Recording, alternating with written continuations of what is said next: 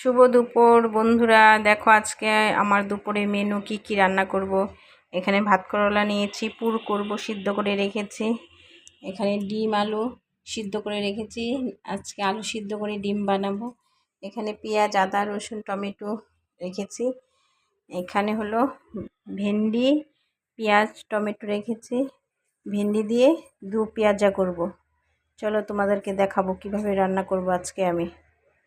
তেল দিয়ে দিলাম, ভেন্ডিটা ভেজে নেব, ঢেকে দেব। ঢাকনিটা খুলে একটু নাড়িয়ে নেব। ভেন্ডির সাথে পেঁয়াজটা একসাথে ভেজে নেব, হালকা করে ভেজে নিলাম। এখন উঠিয়ে নেব,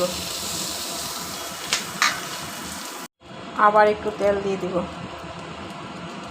এখন সম্বার দিয়ে দিব, দুটো এলাচি দিয়েছি, সাদা জিরা দিয়েছি।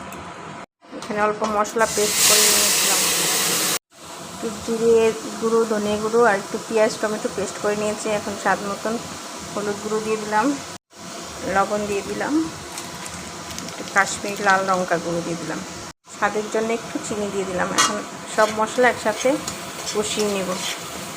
মশলার থেকে তেল ছেড়ে দিয়েছে, এখন আমি মশলা ধোয়া একটু জল দিয়ে দেব, টমেটোগুলো দিয়ে দেব, ভেন্ডিগুলো দিয়ে দেব, একটু নাড়াচাড়া করে ঢেকে দেব। হয়ে গেল ভেন্ডি দিয়ে দু পেঁয়াজা রেডি আমার। কড়াইতে তেল দিয়ে দিলাম, পুরের জন্য সরষা বেটে নিয়েছি, একটু টেলে নেব।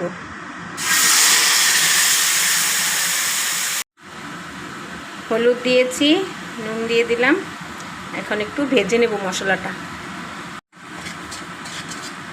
পুরের সরষাটা টেলে নিয়েছি, এখন ভাত করলার ভিতরে ঢুকিয়ে দেব।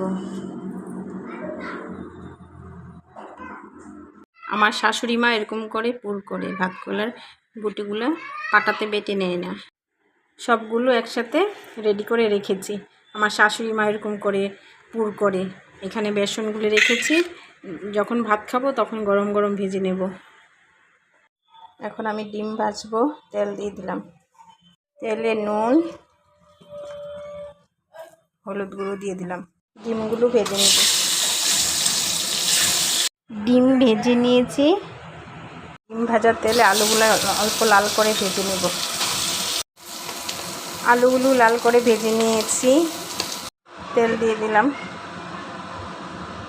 একটা তেজপাতা পেঁয়াজ সোমবারে দিয়ে দিলাম।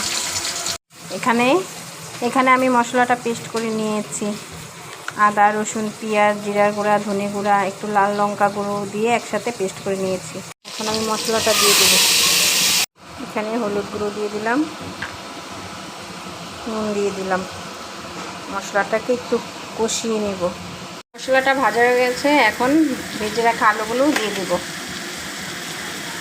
একটু নাড়িয়ে আর একটু ভাজা হলে পরে জল দিয়ে দিব, গরম জল দিয়ে দিলাম।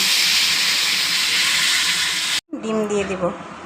এরকম আলু সিদ্ধ করে ডিম তরকারি আমার শাশুড়ি মার হাতের খুব স্বাদ হয়, আমারও ভালো লাগে আলু সিদ্ধ করে ডিম রান্না করলে। এটা হয়ে গেছে, এখন একটু গরম মশলা দিয়ে নামিয়ে নেব। তেল দিয়ে দিলাম, এখন আমি পুরগুলো ভেজে নেব। পিঠালে দিয়ে এরকম করে একটা একটা করে ভেজে নেব।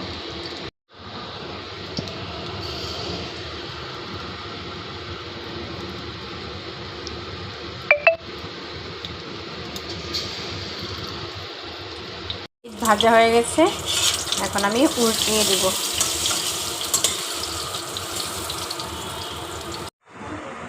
ভাত করলার পুর ভাজা রেডি।